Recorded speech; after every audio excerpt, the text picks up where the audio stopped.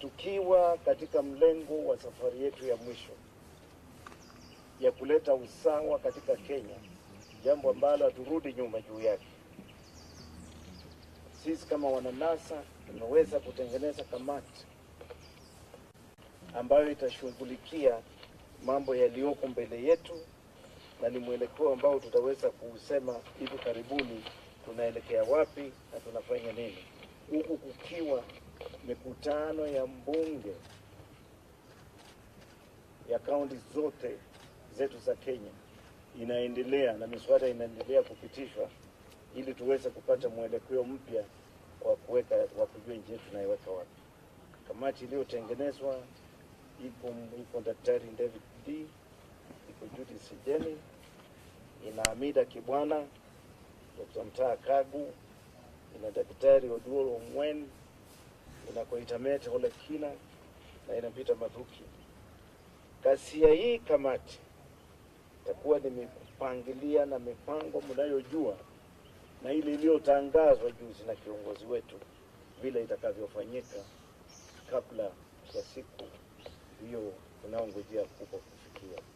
Mengi tutawaelezea vile wakati unaenda na unapita. So if you have questions, we are ready to take your questions and try to answer them.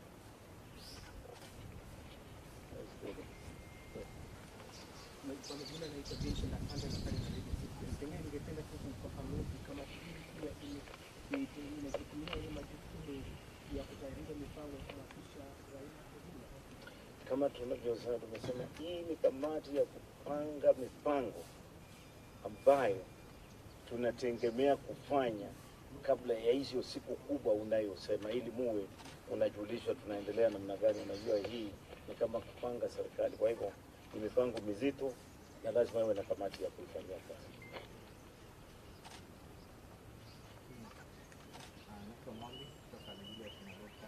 Labda kando na hiyo kutafuta mabadiliko haya kwenda mbele, labda huenda ikahusika labda na miradi ya maendeleo katika kaunti hizo. Maendeleo ni mojawapo ya mambo ambayo yanaathiri uongozi wa taifa hili, kwa sababu unapokuwa na visababu ambavyo vinaweza kufanya watu wasiende kazini, iwe ni nusu saa, iwe ni saa moja, masaa mawili, matatu, manne, bila shaka maendeleo na uchumi unaathirika. Kwa hivyo hiyo ni mambo ambayo huwezi kuepuka, kwa sababu unapofanya mkutano, hata wewe mwenyewe unapotoka ofisini kwako na kwenda nje, kazi yako haifanyiki. Kwa hivyo bila shaka hiyo ni mojawapo ya mambo ambayo hawezi kuepuka na yatakuwa pale mbele.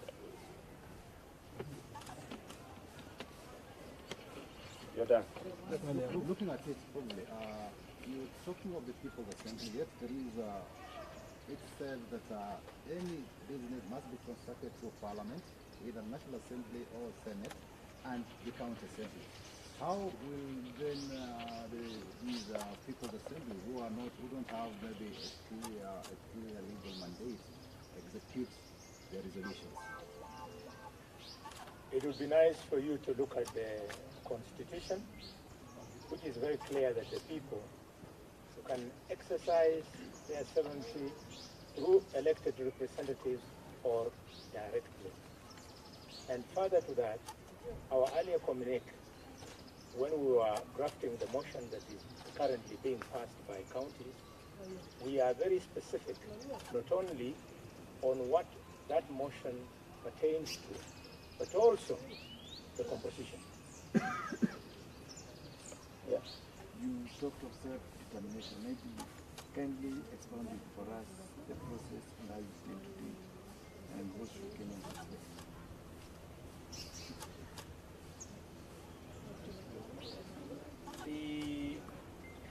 The motion that we gave to the Assembly, we cannot here in Nairobi again transform ourselves into an organ that will again decide for the people. The people, right from the grassroots, and then going to be given an opportunity to speak to the agenda and decide what would be the best way forward on issues of self-determination. I know what is at the back of most of you, members of the media, could be the issue of secession. Those are substantive issues that will be debated on the floor, and a decision will be made on the way forward in the best manner possible. Can you just give us an update of how many counties are affected by flash? We have a good number of them, and I can say we are close. If we are not 14, we are 15 now, and men are also working on the motion that will pass them as soon as possible. The only thing is that there has been a delay, a serious delay, because of the court orders that were issued at Q2. Although they are not within the law, and we don't want to go into details on that. So the ruling came out, it has been served in almost every count.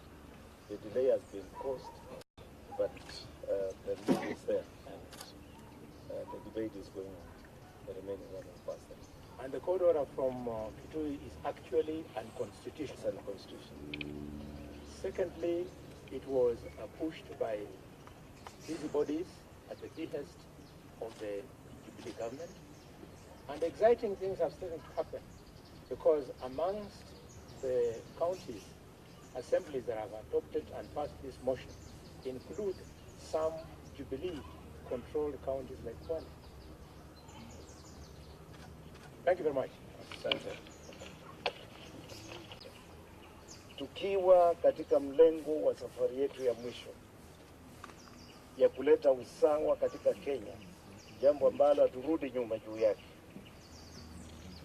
Sisi kama wananasa tumeweza kutengeneza kamati ambayo itashughulikia mambo yaliyoko mbele yetu, na ni mwelekeo ambao tutaweza kusema hivi karibuni tunaelekea wapi na tunafanya nini, huku kukiwa mikutano ya mbunge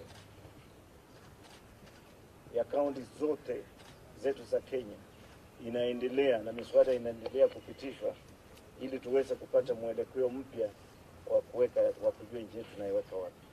Kamati iliyotengenezwa iko Daktari David D, iko Judy Sijeni, ina Amida Kibwana, Dr. Mtaa Kagu, ina Daktari Oduolo Mwen, ina Koitamete Ole Kina, na ina Peter Mathuki. Kazi ya hii kamati itakuwa ni mipangilia na mipango mnayojua, na ile iliyotangazwa juzi na kiongozi wetu vile itakavyofanyika kabla ya siku hiyo tunaongojea kubwa kufikia. Mengi tutawaelezea vile wakati unaenda na unapita. So if you have questions, we are ready to take your questions and try to answer them.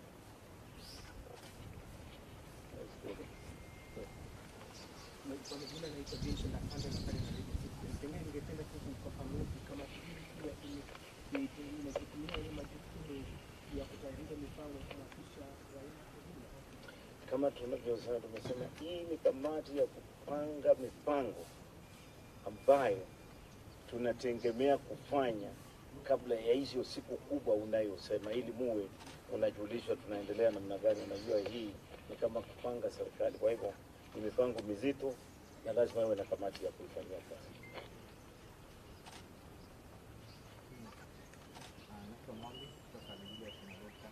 Labda kando na hiyo kutafuta mabadiliko haya kwenda mbele, labda huenda ikahusika labda na miradi ya maendeleo katika kaunti hizo. Maendeleo ni mojawapo ya mambo ambayo yanaathiri uongozi wa taifa hili, kwa sababu unapokuwa na visababu ambavyo vinaweza kufanya watu wasiende kazini, iwe ni nusu saa, iwe ni saa moja, masaa mawili, matatu, manne, bila shaka maendeleo na uchumi unaathirika. Kwa hivyo Hiyo ni mambo ambayo huwezi kuepuka, kwa sababu unapofanya mkutano, hata wewe mwenyewe unapotoka ofisini kwako na kwenda nje, kazi yako haifanyiki. Kwa hivyo bila shaka hiyo ni mojawapo ya mambo ambayo hawezi kuepuka na yatakuwa pale mbele.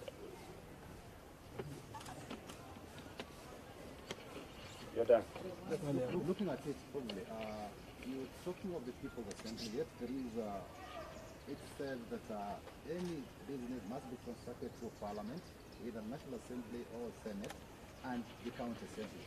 How will then these People's Assembly, who don't have maybe a clear legal mandate, execute their resolutions? It would be nice for you to look at the Constitution, which is very clear that the people can exercise their sovereignty through elected representatives or directly. And further to that, our earlier communique, when we were drafting the motion that is currently being passed by counties, we are very specific, not only on what that motion pertains to, but also the composition. Yeah. You talked of self-determination. Maybe kindly expound it for us, the process and how you plan to do it, and what should Kenyans expect?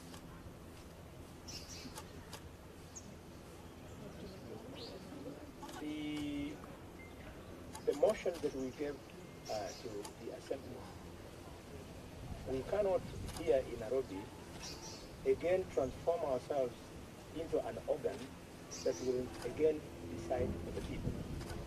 The people, right from the trust, are then going to be given an opportunity to speak to the agenda and decide what would be the best way forward on issues of self-determination. I know what is at the back of most of you, members of the media, could be the issue of secession. Those are substantive issues that will be debated on the floor, and a decision will be made on the way forward in the best manner possible. And just give us an update of how many counties have passed? We have a good number of them, and I can say we are close. If we are not 14, we are